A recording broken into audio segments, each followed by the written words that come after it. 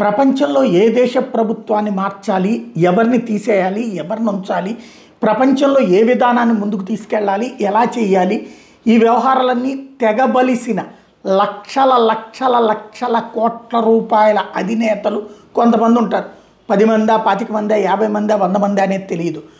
బంగారం దగ్గర రేట్లు పెరగాలన్నా తగ్గాలన్నా, వెండి రేట్లు పెరగాలన్నా తగ్గాలన్నా, ఇట్లా ఓవరాల్గా వాళ్ళే డిసైడ్ చేస్తారు.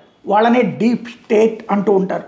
సోరోస్ లాంటి వాడు దానికి నాయకత్వం వహిస్తూ ఉంటాడు. బట్ అది తెర ముందు ఉండేదంతా కూడా ఇదివరకు బరాక్ ఒబామానా, బైడెనా ఇట్లాంటివి.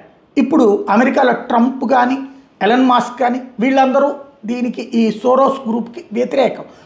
సోరోస్కి ఓ పక్కన షాక్ ఇస్తూ వచ్చాడు ట్రంప్, వరుసపెట్టి యాక్షన్స్ తీసుకుంటూ వచ్చాడు డీప్ స్టేట్ మీద, వాళ్ళకి సంబంధించిన అనుబంధ స్వచ్ఛంద సంస్థల మీద. ఇప్పుడు దాంతో సీన్ మారిందా? బరాక్ ఒబామా ఎవరైతే ఈ రాజకీయ డీప్ స్టేట్ లీడర్ ఉన్నాడో తను లండన్కి 3 సార్లు వెళ్ళాడు 2 నెలల్లో. అక్కడికి వెళ్తే ఏమైంది అంటే, మామూలుగా మాజీ అధ్యక్షుడు వచ్చినప్పుడు ఘన స్వాగతం, రెడ్ కార్పెట్ స్వాగతం పలుకుతారు. కానీ చాలా క్యాజువల్గా, చాలా సైలెంట్గా వెళ్ళాడు. కీర్ స్టార్మర్తో భేటీ అయ్యాడు. అంటే ఇప్పుడు లండన్ని బేస్ చేసుకుని డీప్ స్టేట్ నడుస్తోందా అన్నటువంటి సందేహాలు వ్యక్తం అవుతున్నాయి. అది రాబోయే రోజుల్లో తేలాల్సిన అంశం.